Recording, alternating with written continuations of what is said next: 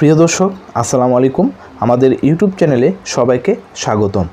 তো বরাবরের মতো আরেকটি গুরুত্বপূর্ণ বিষয় নিয়ে আপনাদের মাঝে হাজির হয়ে গেলাম। তো আজকের আলোচ্য বিষয় মিনিকন পিল সম্পর্কে। তো যারা এই বিষয়ে বিস্তারিত জানতে চান অবশ্যই শুরু থেকে শেষ পর্যন্ত ভিডিওটি দেখতে থাকুন। ভিডিওটি শুরু করার আগে যারা আমার এই চ্যানেলের নতুন ভিউয়ার্স তারা অবশ্যই চ্যানেলটিকে সাবস্ক্রাইব করে দিয়ে পরবর্তী ভিডিওর আপলোড পেতে বেল আইকনটি বাজিয়ে দেবেন। আর যারা অলরেডি সাবস্ক্রাইব করে দিয়েছেন তাদেরকে অসংখ্য ধন্যবাদ। আপনারা সাবস্ক্রাইব করেন বলেই আমরা নতুন নতুন ভিডিও তৈরি করতে অনুপ্রেরণা পাই। প্রতিনিয়ত স্বাস্থ্য বিষয়ক অনেক গুরুত্বপূর্ণ পরামর্শ এই চ্যানেলে আপনারা পেয়ে থাকবেন।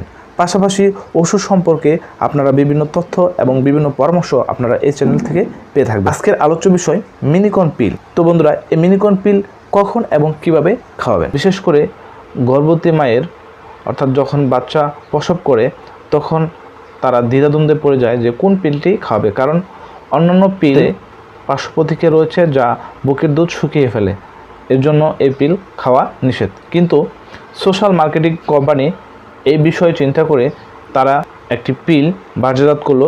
সেই পিলটির নাম হলো মিনিকন পিল।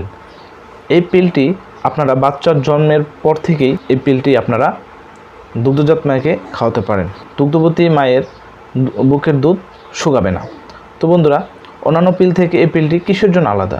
এই পিলে কী এমন রয়েছে? তো বন্ধুরা, আপনারা দেখতে পাচ্ছেন স্ক্রিনে অন্যান্য পিলে আছে 21টি সাদা রঙের বড়ি এবং 7টি বাদামি রঙের বড়ি, যা 7টি আয়রন বড়ি।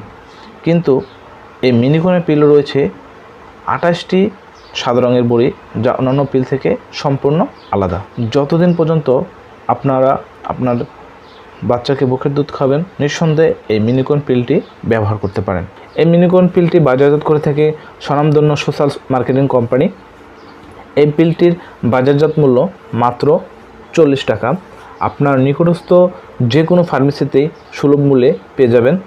তো বন্ধুরা, বরাবরের মতো যে কথাটি বারবার বলে থাকি, সকল ওষুধ শিশুদের নাগালে বাইরে রাখবেন। আর অবশ্যই রেজিস্টারকৃত ডাক্তারের পরামর্শ অনুযায়ী সকল ওষুধ সেবন করবেন এবং ওষুধ কেনার আগে অবশ্যই ওষুধের মেয়াদ দেখে ওষুধ ক্রয় করবেন। তো বন্ধুরা, আজকের মতো এখানেই বিদায় নিলাম।